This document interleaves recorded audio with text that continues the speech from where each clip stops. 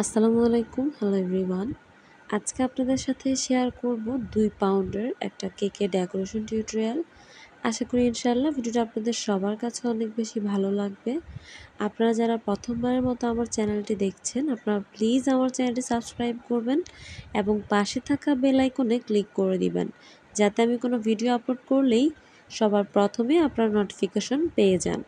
এখানে আমি রুমের স্বাভাবিক তাপমাত্রায় থাকা দুটো ডিমের সাদা অংশ এবং কুসুম একসাথেই নিয়ে নিয়েছি। আপনারা চাইলে সাদা অংশটা আলাদা করে নিতে পারেন, তবে আমার কাছে মনে হয় সাদা অংশ আলাদা করলে ডিমের ফোমটা খুব দ্রুত হয়ে যায়, আর কুসুম দিয়ে করলে একটু সময় লাগে। কিন্তু মাঝে মাঝে আসলে ইচ্ছেই করে না যে আমি আলাদা করে নিই। তো দেখা গিয়েছে যখন থেকে আমি এই মিয়াকো বিটারটা নিয়েছি, তখন থেকে আমি কুসুম সহ করে নেই। যদিও এটাতে কেকের টেস্টের বা কেক স্পঞ্জ হতে বা সফট হতে কোনো হেরফের হয় না। আপনাদের কাছে যেটা ভালো লাগে আপনারা সেভাবেই করে নিতে পারেন। আমি এখানে 2টা ডিমের জন্য মেজারমেন্ট কাপের হাফ কাপ থেকে আরও 2 টেবিল চামচ চিনি সরিয়ে এখানে সেই পরিমাণে চিনি দিয়ে দিয়েছি। প্রায় 100 গ্রাম থেকেও কিছুটা কম চিনি ব্যবহার করেছি আমি এখানে। এবার বিটারের সাহায্যে আমি এটাকে ততক্ষণ পর্যন্ত বিট করতে থাকবো যতক্ষণ না চিনিটা গলে আসে, অথবা এরকম একটা কনসিস্টেন্সিতে আপনার ডিমের ফোমটা হয়ে যায় যে আপনি এটা দিয়ে একটা লেটার লিখতে পারবেন। তো আমার ফোমটা হয়ে গিয়েছে, আমি অফ ক্যামেরা এটাকে হাত দিয়ে চেক করে নিয়েছি। এখানে আমি শুকনো উপকরণগুলোকে মিশিয়ে নিচ্ছি। এখানে আমি মেজারমেন্ট কাপের হাফ কাপ অর্থাৎ 125 গ্রামের একটা মেজারমেন্ট কাপে আমি হাফ কাপ ময়দা মেপে নিয়েছি। এরপর এখানে দিয়েছি 1 চা চামচ বেকিং পাউডার, খুব সামান্য লবণ, খুব সামান্য বেকিং সোডা। এই সবগুলো শুকনো উপকরণকে আমি 2 থেকে 3 বারে চেলে দিয়েছি এবং একটা হ্যান্ড হুইস্কের সাহায্যে খুবই আলতো হাতে আমি এটাকে মিশিয়ে নিচ্ছি। এই কাজটা করার সময় কোনোভাবে তাড়াহুড়া করা যাবে না, তাহলে দেখা যাবে কেকটা নষ্ট হয়ে যেতে পারে। আমি এখানে একটা 9 ইঞ্চি মোল্ড নিয়ে নিয়েছি। 9 ইঞ্চি মোল্ডে তেল বা বাটার ব্রাশ করা ছাড়াই একটা কাগজ বিছিয়ে দিয়েছি। এখন আমি একটা স্প্যাচুলার সাহায্যে সবগুলো কেকের ব্যাটার এই মোল্ডে ঢেলে দিচ্ছি। চুলায় একটা হাঁড়ি বসিয়ে আগে থেকে আমি প্রিহিট করে নিয়েছি। আমি চুলায় কিভাবে কেক বেক করি সব সময় আপনাদেরকে আমি দেখিয়ে থাকি। চুলায় লবণ দিয়ে কিছু আমরা যে পাতিল রাখার কিছু স্ট্যান্ড থাকে ওগুলো আমি দিয়ে দিয়েছি। তো এদিকে স্ট্যান্ডটা ভালোভাবে গরম হয়ে গিয়েছে, এদিকে আমি কেকের ব্যাটারটা রেডি করে নিয়েছিলাম। চুলার আঁচটা প্রথমে একদম হাই করে আমি প্রায় 7-8 মিনিটের মতো এটাকে প্রিহিট করে নিয়েছি। যখন আপনি এটার ভেতরে কেক দিব তখন আমি চুলার আঁচটাকে একদম মিডিয়াম টু লোতে করে দিব। আমার কেকটা হতে প্রায় 25 থেকে 30 মিনিটের মতো সময় লাগতে পারে। চুলার আঁচের উপরে অনেক সময় কেক হওয়ার টাইমটা ডিপেন্ড করে থাকে। তো এদিকে এই কেকটা হতে থাক। যেহেতু কেকটা আমাদের 2টা ফ্লেভারের হবে, চকলেট এবং ভ্যানিলা মিক্স, সেই জন্য এখানে আমি চকলেট কেকের জন্য প্রথমেই শুকনো উপকরণগুলোকে আলাদা করে নিচ্ছি।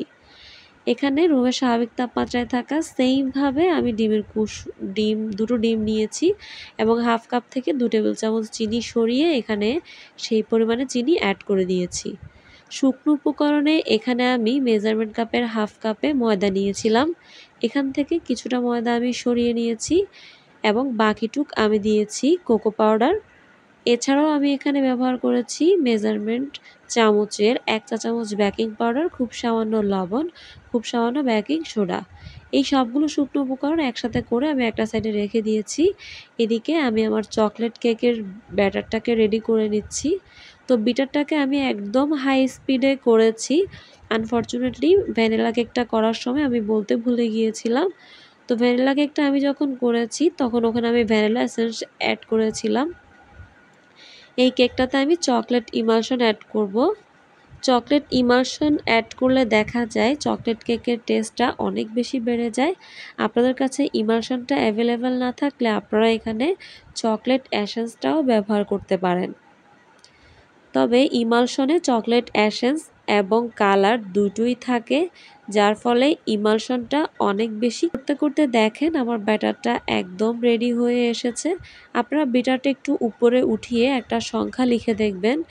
ওই সংখ্যাটা যদি সাথে সাথে মুছে না যায় তাহলেও আপনারা বুঝতে পারবেন যে ডিমের ফোমটা হয়েছে কিনা। অথবা সেভাবে যদি বুঝতে প্রবলেম হয় তাহলে ব্যাটারে একটা আঙুল চুবিয়ে নিয়ে দেখবেন যে নিচে কোনো অবশিষ্ট চিনির দানা আছে কিনা। যদি চিনি গলে যায় তখনই আপনারা এখানে চকলেট ইমালশন অ্যাড করে দিবেন।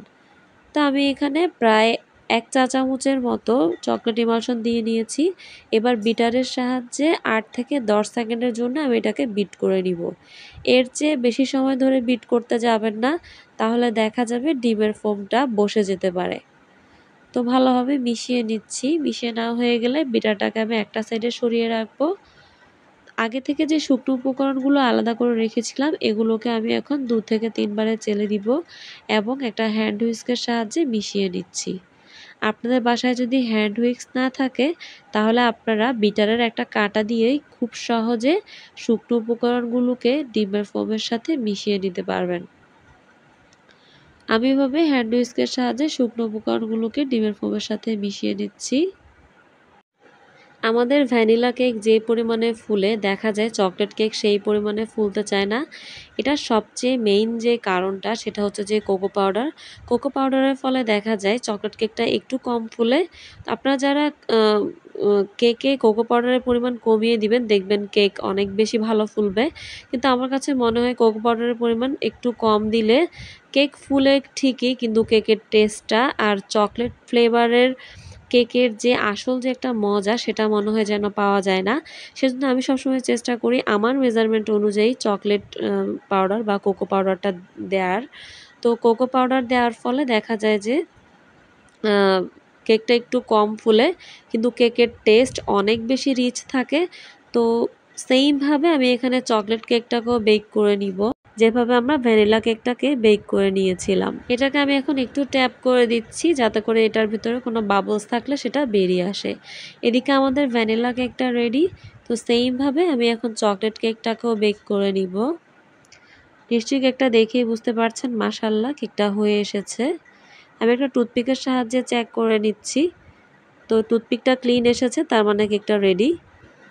দুঃখের কথা কি বলবো, আমি যখনই কেকের ভিডিও করতে যাই দেখা যায় আমার ফোনে কিছু না কিছু একটা প্রবলেম শুরু হয়েই যায়। তো এই কেকটার যখন ভিডিও করছিলাম আনফরচুনেটলি প্রথম 3টা লেয়ারের ভিডিওগুলো আমি ঠিকই ক্যামেরা অন করে করেছিলাম, ভিডিও অনই ছিল, কিন্তু আমি জানি না কেন আমার ফোনে কোনো একটা প্রবলেমের কারণে ভিডিওগুলা একদমই এখানে সেভ হয়নি গ্যালারিতে। তো এরপর থেকে আমি নতুন করে আবার ভিডিও স্টার্ট করি। তো আমার কাস্টমারের চাহিদা অনুযায়ী আমি এভাবেই দিয়েছি। প্রথমে চকলেটের লেয়ার, তারপর একটা ভ্যানিলা কেকের লেয়ার, তারপর আবার চকলেটের লেয়ার, তারপরে আবার ভ্যানিলা কেকের লেয়ার। তো চকলেট কেকের লেয়ারগুলোতে আমি চকলেট চিপস ইউজ করেছি এবং ভ্যানিলা কেকের লেয়ারগুলোতে আমি চ আ ভ্যানিলা হুইপড ক্রিম ব্যবহার করেছি। তো এবার পুরো কেকটাকে প্রথমে আমি ক্রাম কোটিং করে নিচ্ছি। কেকে ক্রাম কোটিং করে নেওয়াটা অনেক বেশি ইম্পর্ট্যান্ট। ক্রাম কোটিং করলে দেখা যায় খুব দ্রুত কেকে ফিনিশিং চলে আসে এবং কেকে গুঁড়ি, গুঁড়ি ভাব উঠে আসে না। তো কেকটাকে ক্রাম কোটিং করে কেক বোর্ডটাকে ক্লিন করে আমি এটাকে ফ্রিজে সেট হতে দিয়েছিলাম 15 থেকে 20 মিনিটের জন্য। লোডশেডিং এত বেশি বেড়ে গিয়েছে যে আমি কোনোভাবেই কেকের ভিডিওটা করতে পারছিলাম না। বারবার কারেন্ট চলে যাচ্ছিল। শেষে কারেন্টের অপেক্ষা করতে, করতে আমি আমার মোবাইলের ফ্ল্যাশ লাইট জ্বালিয়েই কেকের বাকি ডেকোরেশনটুকু শেষ করেছি। আর ভিডিওর মাঝখানে প্রায় 3 থেকে 4 বার কারেন্ট চলে যায়। যার ফলে কিছু, কিছু শর্ট ক্লিপ এখানে মিসিং রয়েছে। আপনারা প্লিজ আমাকে ক্ষমা করে দিবেন এবং আমার ভুলগুলো ক্ষমা সুন্দর দৃষ্টিতে দেখবেন। যেহেতু আমি ভিডিও করছি বেশ কিছুদিন ধরে তারপরেও আমার অনেক মিস্টেক রয়েছে। আমার কি, কি মিস্টেক হয় অবশ্যই আপনারা কমেন্ট বক্সে জানাবেন, তাহলে আমি আমার ভুলগুলো শুধরানোর ট্রাই করব। তো এখানে আমি আজকে ইনস্টা হুইপড ক্রিম দিয়ে কেকটাকে রেডি করছি। ইনস্টা হুইপড ক্রিম আমার কাছ থেকে ট্রপিক্যালের থেকেও অনেক বেশি ভালো লাগে। আমি জানি না অনেকেই ট্রপিক্যাল ক্রিমটাকে অনেক বেশি পছন্দ করে, কিন্তু গরমের মধ্যে ট্রপিক্যাল দিয়ে কাজ করতে খুবই কষ্ট হয়। যার কারণে ট্রপিক্যাল দিয়ে আমি এখন আর একদমই কাজ করি না। ইনস্টা হুইপড ক্রিম দিয়ে আমি গরমে এবং নরমাল ওয়েদারেও আমি সবসময় কাজ করে থাকি। আর এটা ফ্রিজে রাখলে খুব দ্রুত খুব সুন্দরভাবে এটা একটু টাইট হয়ে আসে। কিন্তু ট্রপিক্যালটা একদমই হতে চায় না।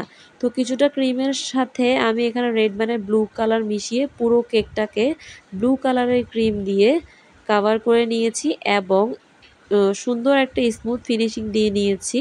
তো কেকের উপর যেহেতু জুন মাসের ক্যালেন্ডারের ডেটগুলো হবে, তো সেই অনুযায়ী একটা টুথপিকের সাহায্যে প্রথমে আমি এখানে ডট দিয়ে নিয়েছি, যাতে করে আমি এগুলোকে খুব সুন্দরভাবে কেকের উপরে লিখে নিতে পারি।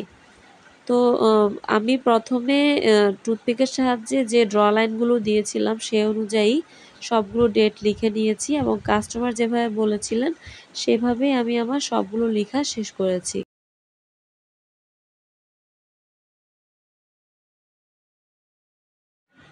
এখানে আমি একদম ছোট সাইজের একটা স্টার নজেল দিয়ে কেকের চারো সাইডে এবং উপরিভাগে ব্লু কালারের ক্রিম দিয়ে একটা বর্ডার তৈরি করে দিব। এই বর্ডারটা দেওয়ার পর কেকটা দেখতে অনেক বেশি সুন্দর লাগছিল।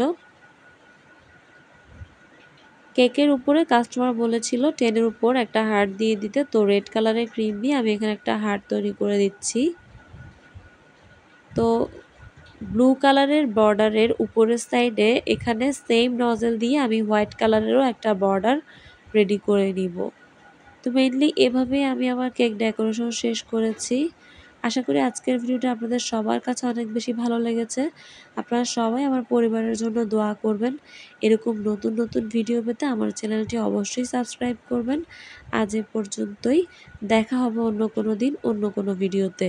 সে পর্যন্ত ভালো থাকবেন, সুস্থ থাকবেন। আল্লাহ হাফেজ।